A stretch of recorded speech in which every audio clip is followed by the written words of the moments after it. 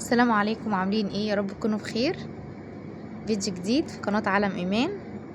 هعمل النهاردة ريفيو عن الزيت ال108 عشبة، وهقول رأيي فيه بصراحة، لان في ناس كتير بتجيبه، وفي ناس بتقول حلو وفي ناس بتقول وحش. لا، هو فعلا حلو وحلو قوي. الاوريجينال بتاعه زي ما انتم شايفين كده، العلامة المائية مكتوب عليها اوريجينال. الاوريجينال بتاعه يا جماعة جميل قوي، اللي هو تركيزه عالي، مش متخفف ولا المضروب ولا الكلام ده كله. هو بيجي معاه الكرتونة بتاعته. الكرتونة بتاعته بتبقى بالشكل ده،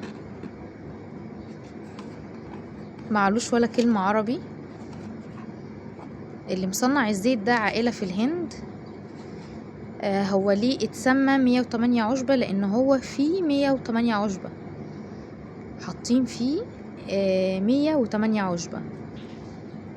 هو ريحته مش حلوة خالص، ريحته مش ألطف حاجة، بس هو بيعالج بيطول الشعر قوي، بيوقف التساقط في خلال شهر.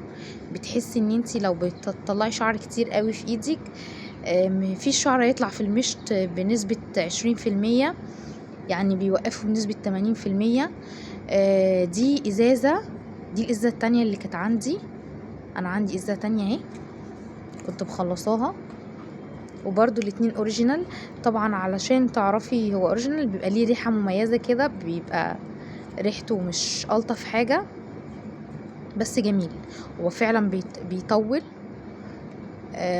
بيشتغل على التطويل، بينبتلك في الفراغات، صلع، تساقط. هو مش بينعم قد ما هو بيغذي الشعرايه. بتحس ان الشعرايه كده سمكها تخين، مش سميك، مش رفيع كده، بيغذي الشعرايه. بتحس ان هي موجوده في الجدر كده، ثابته في الجدر. بصراحه جميل. انا جربته، دي تاني ازازه ليه، تاني ازازه اجيبها، ونفس الكرتونه اهي،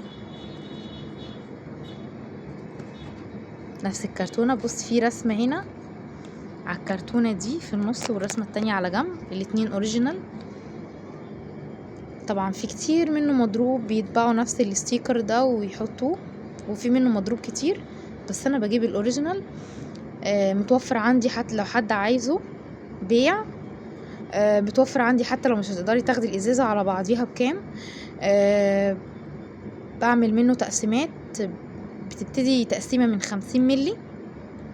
التقسيمه ال50 ملي ازازه صغيره كده، تمام. وفي تقسيمه 100 ملي، وفي الازازه على بعضيها، الازازه على بعضيها ببيعها ب1250. طبعا في اسعار تانية بتتباع على النت خزعبلية، ومش ضامنة كمان ان هي تكون اوريجينال او لا. يعني في ب1400، واللي يقولك 1600، وفي 1300.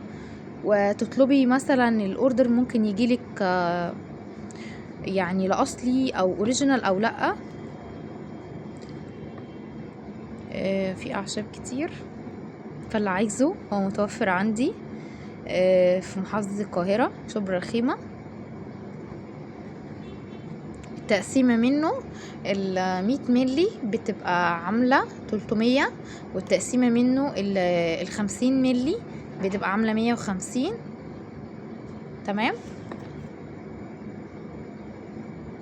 هو جميل، هو مش بيشتغل ان هو بينعم الشعر. الناس اللي شعرها مجهد من بتصبغه كتير، بتفرده بروتين، ارجان، فيلر.